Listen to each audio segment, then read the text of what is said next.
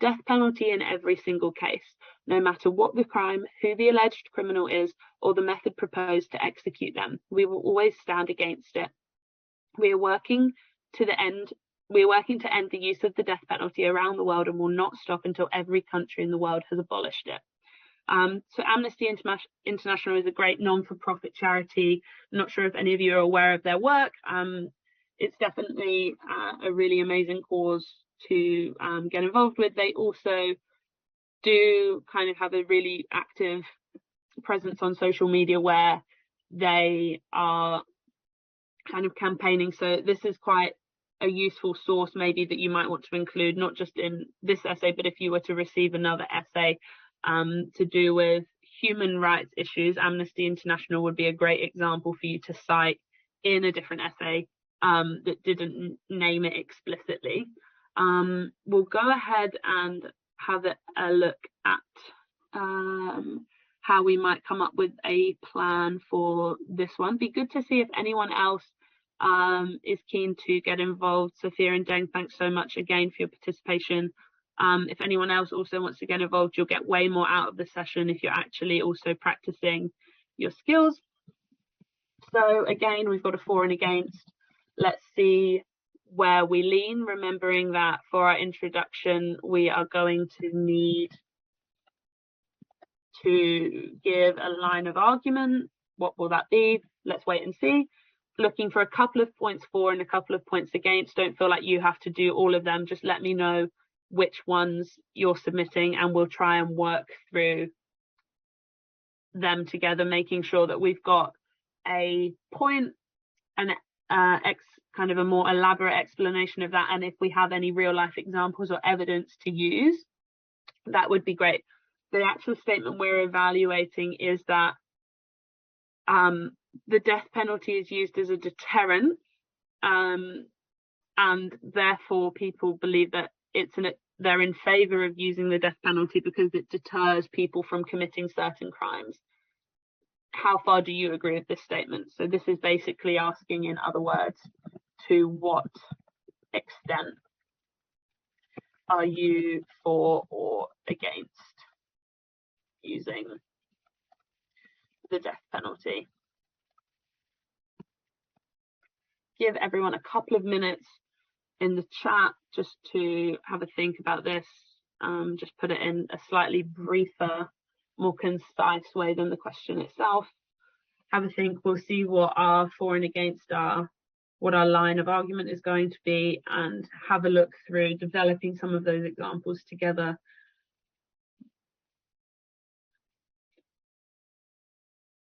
I'll give everyone just, like I say, maybe 5 minutes.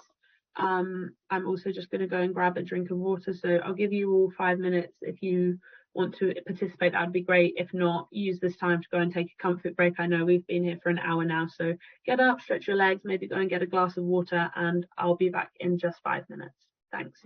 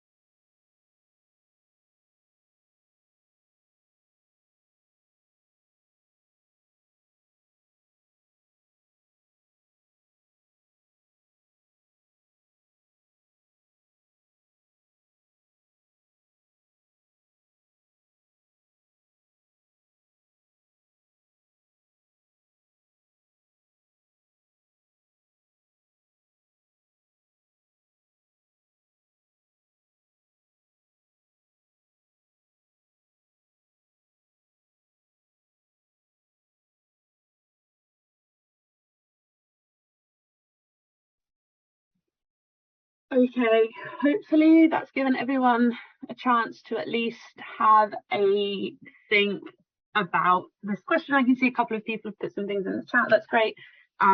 If you're still typing, that's absolutely fine. We'll get going, and then just feel free to add anything inside of the chat as we go. Can see that there's already some good points. I can see that Milos, sorry if I'm not saying that right, has got a really great point and actually also put in some factual evidence, which is great. So it sounds like this one's going for 4. So if this is our factual evidence, what we want to start this paragraph by doing is using our idiomatic English. So on the one hand, deterrence can help to improve social safety for the wider population. Remember that with a topic sentence, what we're, sorry, spelling error from me, the wider population. Remember that with a topic sentence, we're looking to introduce the theme of the paragraph on the whole. And then we've got a great piece of factual evidence here is that actually we can see globally that countries that do enforce stricter penalties, including the death penalty, have lower average crime rates. So that's a great example. Obviously, we would need to elaborate on that, explain why that might be, and therefore whether that means that we are for it, that capital punishment is somehow seen as the lesser of 2 evils. We could definitely build on that. So great point there from Milos. That's amazing. Thanks for participating. Sophia's got a great point here for against. So I'm just going to go ahead and add that into our plan. Again, remembering that what we want to do is use our idiomatic English. So on the other hand, and then we can add in Sophia's point right here. So nobody has the right to take a human life. The fact the convict might have taken other people's lives doesn't mean the government should act in the same way. Government should not have the power to kill people. The idea is the government becomes the same with the criminal. Yeah, okay. So I think a great idiom to use here is an eye for an eye. Is what some people say is that if someone has taken a life, they should have their life taken, and they view that to be a fair punishment. But actually what this is doing is it's just encouraging more bad behavior. So there's an amazing quote. An eye for an eye actually comes from the Bible, but the quote has kind of been reappropriated through more modern literature. And the quote is that an eye for an eye and the whole world is blind. So if you are looking to use any kind of idiom or phrasing to show that you're, particularly, your English is particularly advanced, these would be appropriate ones. Yep, great. Another one, violence begets violence. These quotes, don't shy away from avoiding them. I probably wouldn't say that you're going to be, referencing the movie, but using this as a basic idea is really powerful. Also, begets is an amazing piece of vocabulary, so definitely be including things like this. So we've got 1 for, 1 against. Does anyone have any ideas of how what maybe 1 more for each that we can include? And then once we do that, we can move on to looking at 1 more question and a model answer. So just maybe we'll spend 10 more minutes just on this plan breakdown.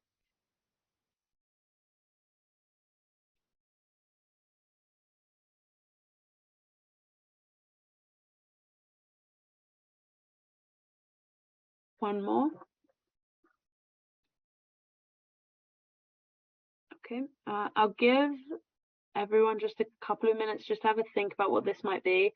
I'm going to go ahead and add 1 for against. So if everyone would like to have a think about if they can think of maybe, as Milos did, an example of why people might be pro the death penalty. One thing against is that I'll try and write it as you might write it in the actual exam. So additionally,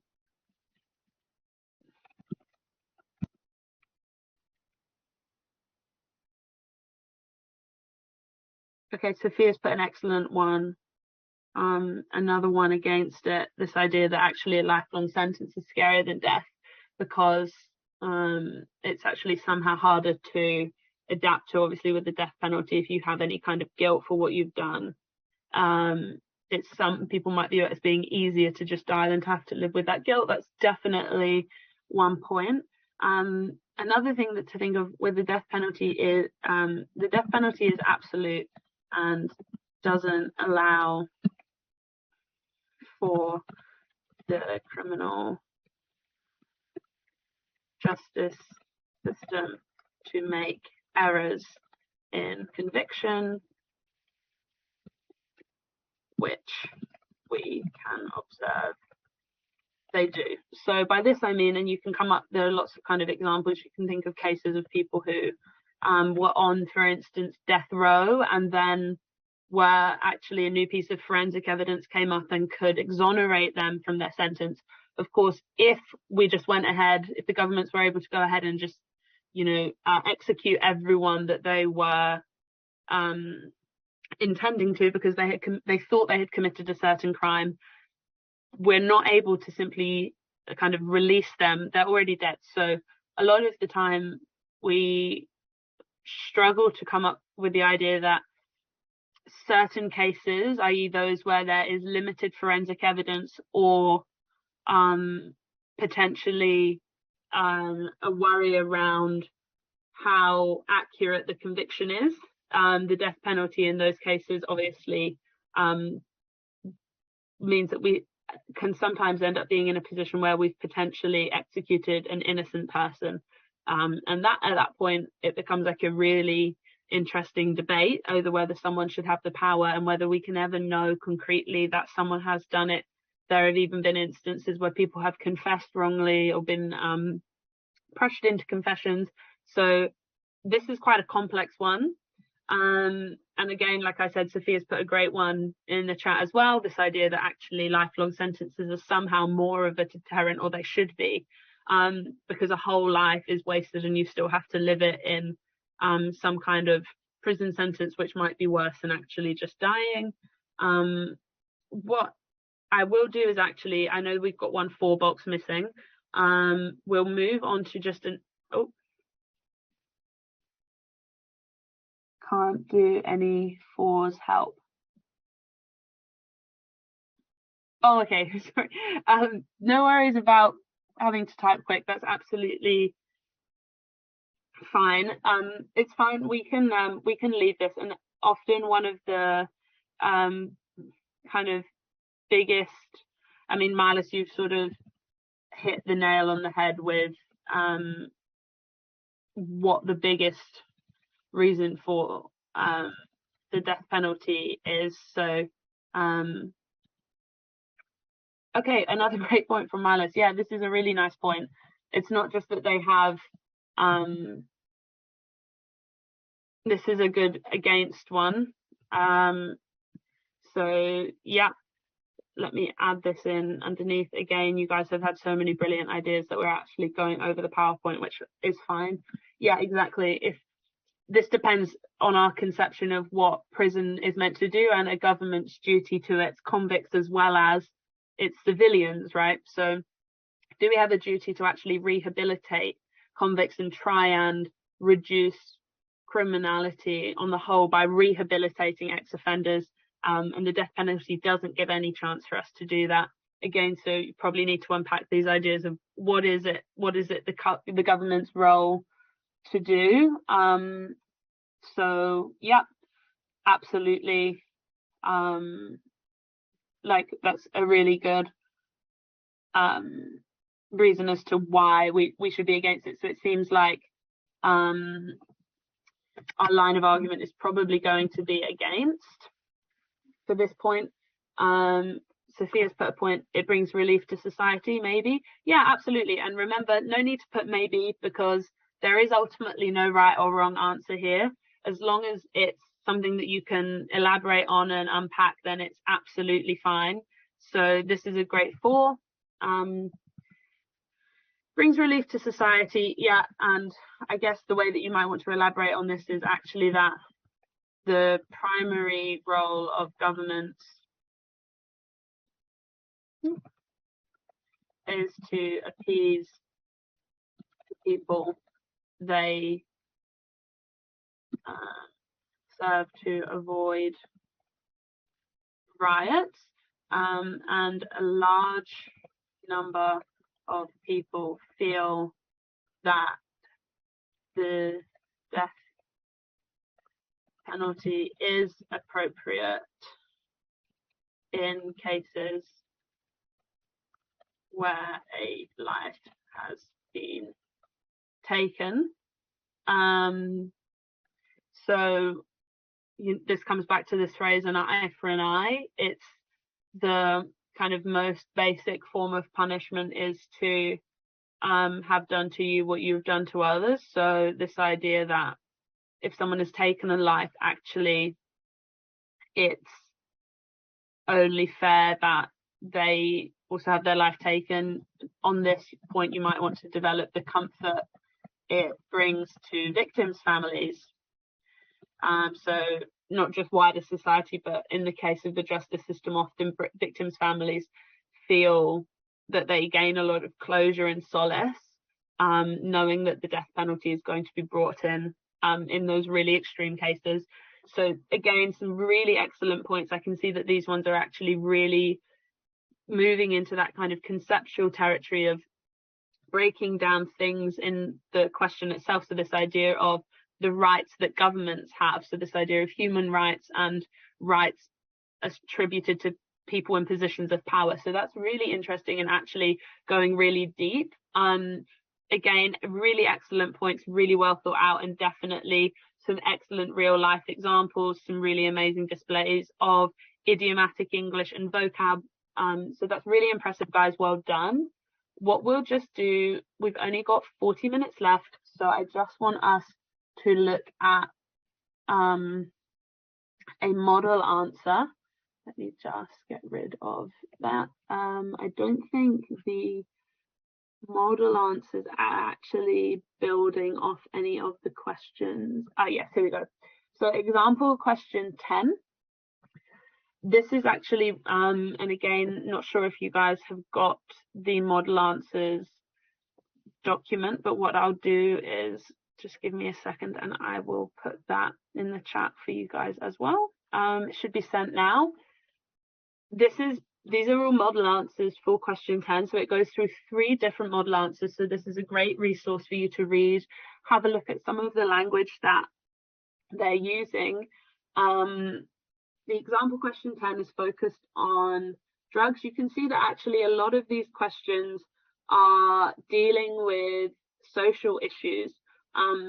So they're all going to be dealing with a different social issue. We've got drug use here, healthcare, advertising, air pollution that's more environmental, streaming services like Netflix. So a lot of these are things that you will have had some kind of opinion on. Just to reiterate that point, that there's no right or wrong answers as long as you're unpacking and using the right kind of language and developing your points.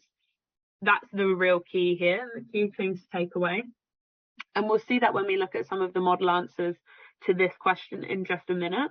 So the question, or the quote that they're asking you to evaluate is, cannabis has been classified as a Class B drug in the UK since 2008 and carries a prison sentence of up to 5 years for possession. This is coming from a newspaper.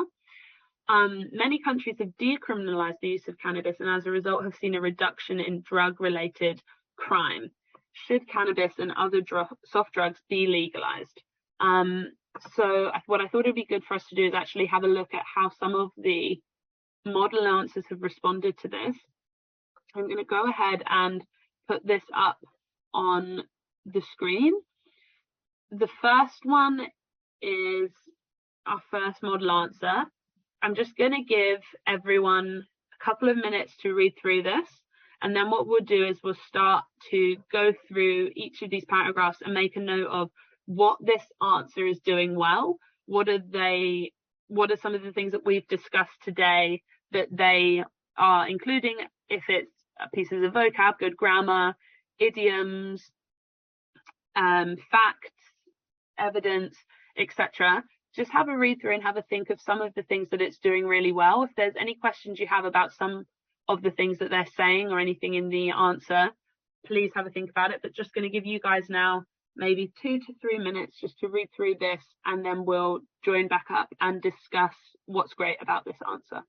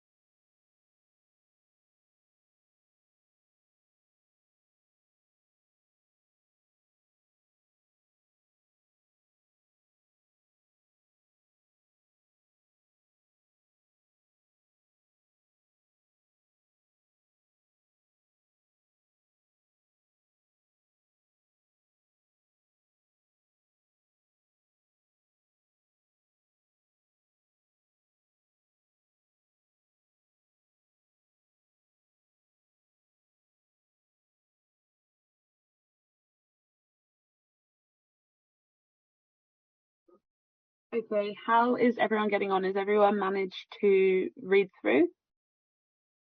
Just put like a yes in the chat if you've managed to get through it, or if you need any more time.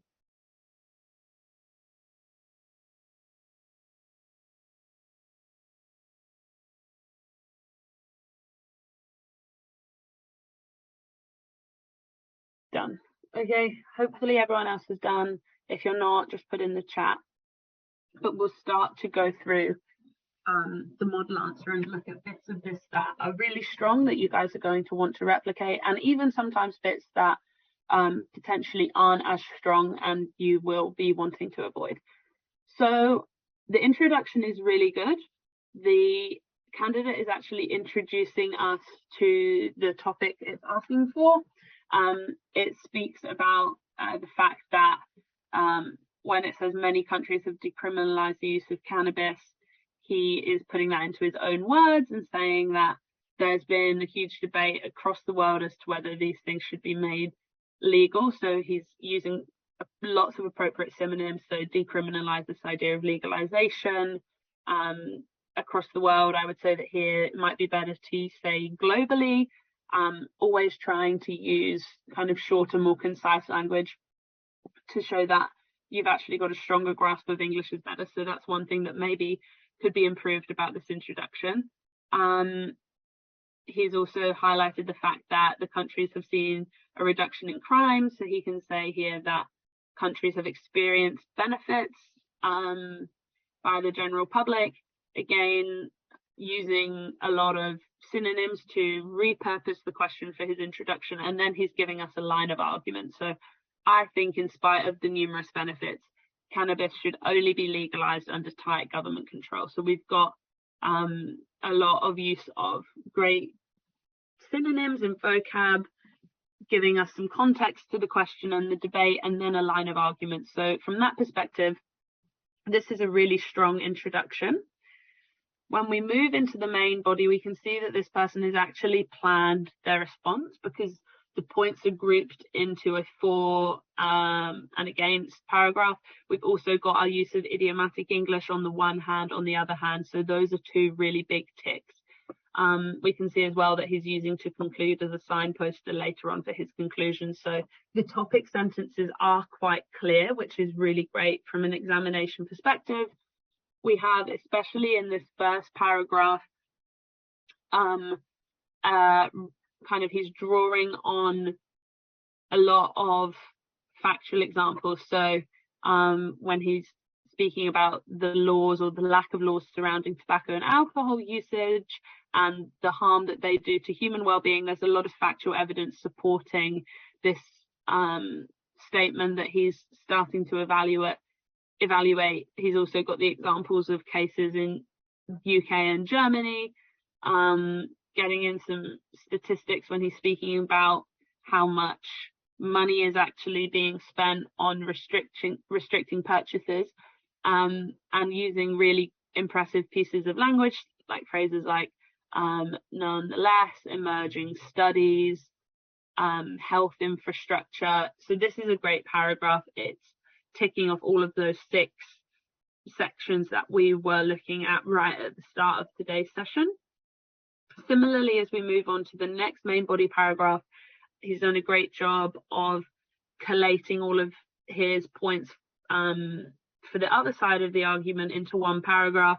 Again, we have a lot of idiomatic English, so enabling the masses, great use of adverbs, significantly increased. We've got a lot of kind of factual study-based evidence, and then we have a little bit of elaboration with for instance or for example. So he's giving a real life example. One thing I will say about this is that you want to try and avoid using because at the start of a sentence. That doesn't syntactically read very well. A really easy switch out for that would be something like since. So since these drugs often make their consumers relax, they are seldom in control of their full cognitive faculties. We do have a really impressive sentence here from a vocabulary perspective. This is really great and impressive. And like I said, following that up with a real life example, it's really good, tight knit, ticking all of those 6 boxes. And you can see, as we were speaking about earlier, that the conclusion is actually only 2 sentences long.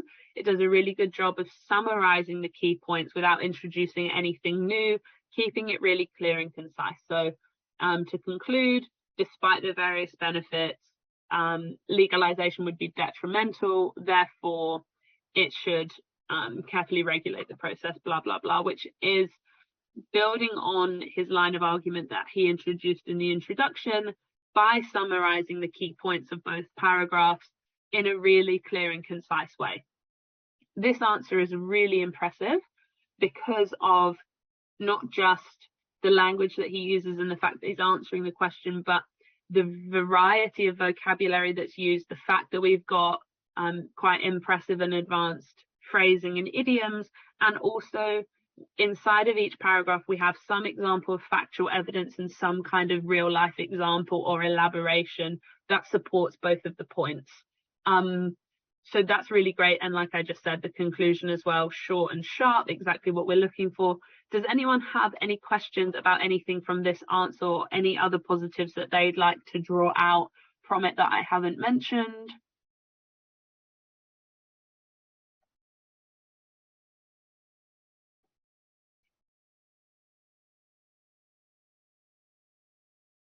No. Okay, great. So like I said, a lot of this stuff are things that we've spoken about in the kind of the theoretical, the PowerPoint that I went over before. You guys will get access to that recording, so no need to make notes. This is just more about kind of reiterating the points of that paragraph with some real life examples of model answers. This model answer is on the air pollution question, and the next one also on the air pollution question. And that's it. Okay, we'll look maybe just at model answer 2. That is slightly longer. I wonder if this one's a bit shorter. Yeah. Okay, we'll look at model answer 3 just because it's a little bit shorter, and I want to give us time for a bit of a Q&A if you guys have any remaining questions. We didn't look at this question. This is from the question sheet, just so you guys can cross-reference. This is looking at example question 7. And like I said, it would be a good thing for you guys to go away and practice at least the plan as we did in the PowerPoint for these questions. That would be a really good piece of revision practice for you to complete in your own time. So this is looking at air pollution and the estimated number of deaths that are caused every year as a result of it. Sourced from WHO, so the World Health Organization, really credible source, so that's great. The statement that you're asked to evaluate is whether or not air pollution is the most important issue facing the world today, and this is the model answer that we're given. Before I give you guys some time to just go away and read this, you can see that it pretty much follows exactly the structure we've been looking at today and the one of the model answer before. We have an introduction to the theme, a line of argument, a on the one hand paragraph, on the other hand, and a short conclusion that's just 2 sentences long. So this really is the structure for success for you guys to replicate in your own exam. I'll just give everyone 3 to 4 minutes just to read through this, and again we'll go through the key points that are really successful in this, and I'll give you guys a chance to ask any questions once we've read through. So we'll be joining back just in 3 minutes, and happy reading.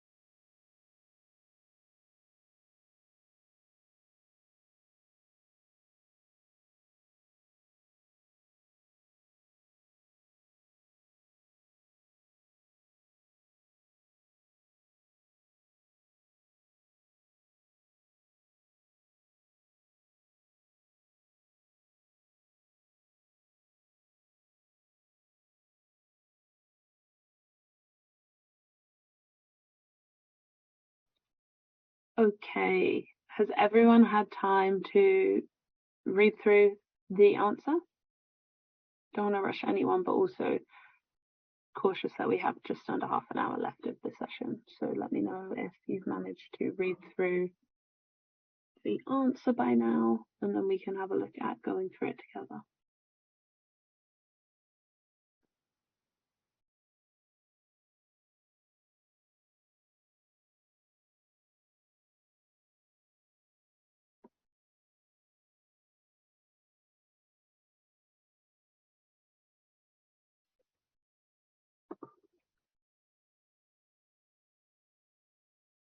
Okay, I'm going to presume that everyone has finished reading through, just in the interest of time.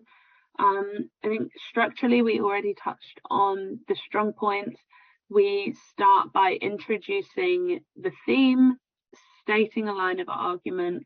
We have our for or against paragraph, and then the opposite of that, and a conclusion that summarizes both of these and restates the line of argument.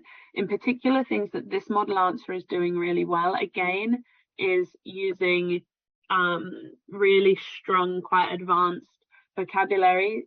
Words like citing and detrimental impacts are really quite advanced and impressive. And again, we have great use of adverbs with increasingly specific language, such as consumerist. And then the line of argument is really clear and easy to understand. So we're speaking about, in this essay, the fact that consumerism has both benefits and drawbacks. When we look at this answer, is there anything that you think immediately stands out to you?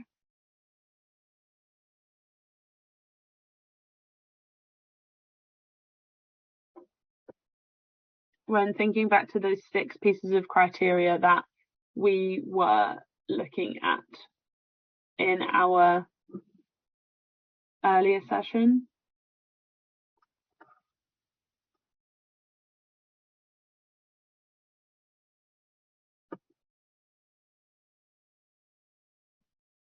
Okay, one thing I'm just reading through this now, and I'm starting to think that actually I think there's a typo on this model answers. I think this should actually be for question 8. So I was about to say that actually this isn't relevant and it's not answering the question, but actually I believe that there's a small typo on the doc from the website, and actually this should be, for example, question 8. So sorry about that. This is actually meant to be evaluating what are the positive and negative effects of consumerism. So that makes sense in terms of the line of argument that we can see this person making.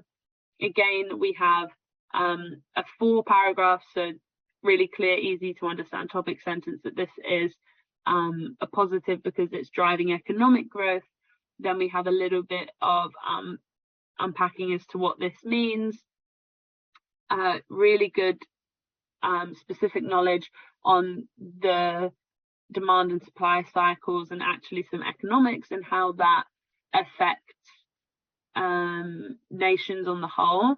They're introducing another benefit, which is fine. So they're actually packing a couple of positives into one paragraph because it's boosting creativity.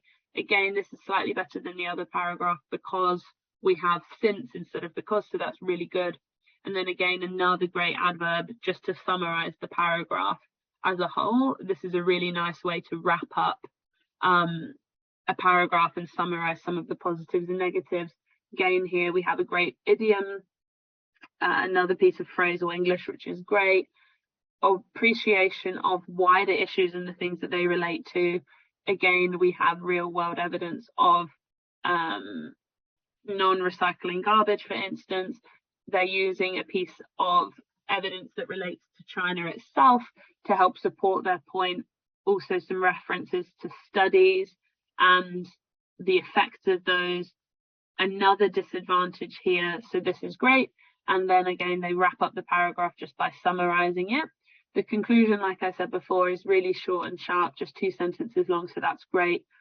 They are summarizing the key points of the previous paragraphs, not introducing us to anything new, and summarizing it in a way that helps them to reinforce their topic, their line of argument on this topic, which is that consumerism has benefits and drawbacks.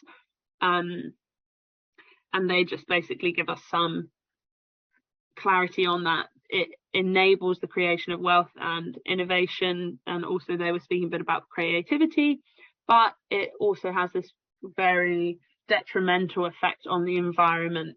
So this again is a really great answer. I'd say that the conclusion is slightly better because it's actually building on the line of argument. It's adding specifics to it, which is always really positive.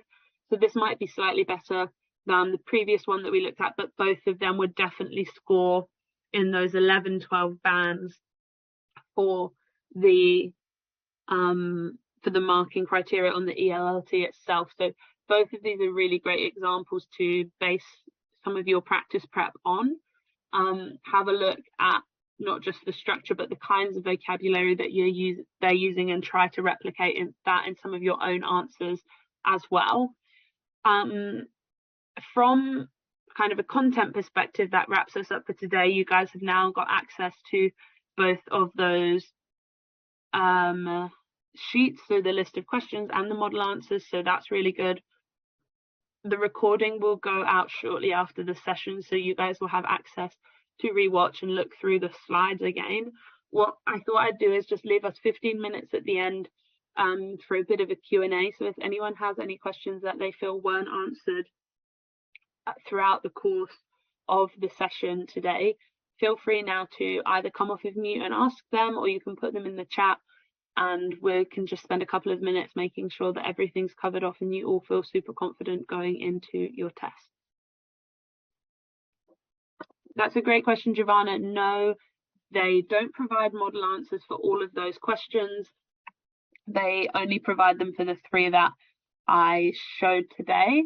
What I would suggest is having a go, not for the questions that they've actually answered, but writing a plan for especially the ones that they haven't answered, so the rest of the questions on the question sheet, and trying to write up for maybe just 1 or 2 essays, an actual essay, so something between 250 to 350 words, and then compare what you've written with the model answers from a structure perspective and also from a vocabulary perspective, to check that you're using the right kinds of language and also structuring it in line with the model answers and the stuff that we went over today.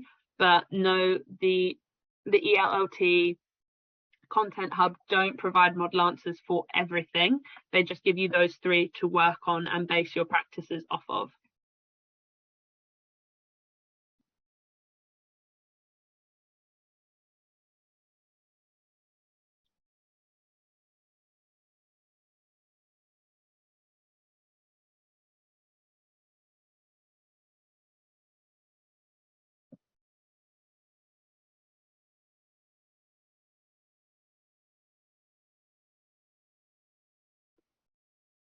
What if we are not knowledgeable about the topic we're given and can't come up with pros or cons of it?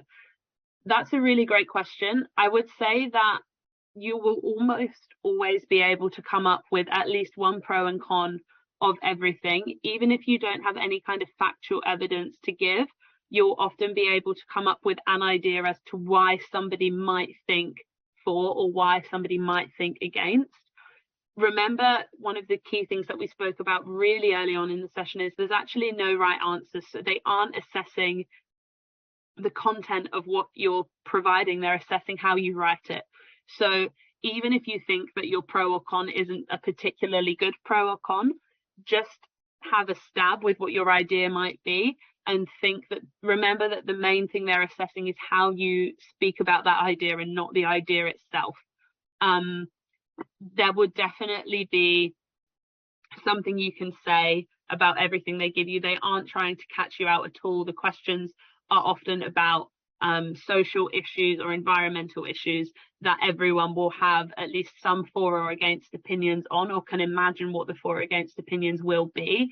And then even if you don't have a specific statistic or a piece of factual evidence, you will be able to come up with some basic idea. And remember that it's how you speak about that idea that's actually what matters. That's what you're actually being assessed on, not the knowledge that you actually have. So don't stress too much about that. Also have a question from Deng. if the question is to what extent do you agree, should we write both for and against or just the 4 point? That's a really great question. If the question says to what extent, and I think again we covered this in one of the points on the paragraph for the death penalty question, if it's to what extent are you for or against the implementation of something or whatever it might be, do still try to give a for and against. But what you can do is use that to weight what extent. So you could say that despite the obvious disadvantages, I am still for X, or I'm ultimately against X, even though I acknowledge that there are advantages, for instance. So yes, you still want to include both for and against. It helps show an examiner that you're able to use different kinds of language and assess different opinions. So do keep that as your basic structure, but it might just change how you formalize that conclusion. Another question come through: should these 10 topics be enough to practice, or should we try some random topics as well? I would say that these 10 topics will give you a pretty good taster for what's going to come up in the test itself. If you get through them and you manage to write out an example plan for all of them, there will be a lot of resources on the internet that will kind of have ELLT or even some of the other tests that I mentioned it's comparable to. So the IELTS or the CEFR questions that you could also practice on if you feel like you need to supplement it. But going through these 10 topics to some degree of detail should be enough to prepare you, as long as you're remembering that it's not the ideas that matter, it's thinking about how you would discuss it and the kinds of language and using the appropriate pieces of vocab and grammar, because that's ultimately what you'll be rewarded for. These are just avenues that you can practice all of those things through.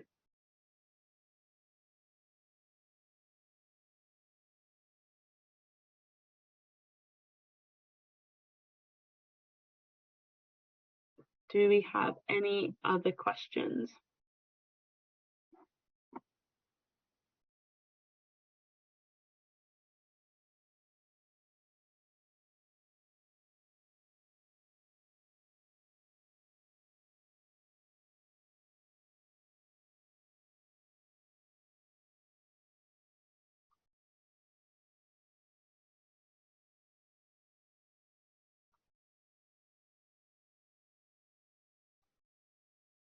I'll just give it a few more minutes and I'll stay online in case anyone does have any final questions. But if not, thank you guys so much for joining. I hope that you really got some value out of today's session and that you were able to take away some learnings. I wish you the best of luck for sitting your tests. Hopefully it all goes smoothly and you guys are really happy with your results. And yeah, if you're happy and you don't have any final questions, feel free to drop off now. The session is formally finished. I will stay online just to answer any final questions. Great question. Any tips or tricks for reading and listening? Yes, I do. There are some pointers that I can give for reading or listening. Probably don't have enough time to go over those today. What I can do is put some reading or listening advice. I'll send a link through to the WeChat on some kind of revision tips for those sections of the test. Not as detailed as what we've done today, but they can at least be signed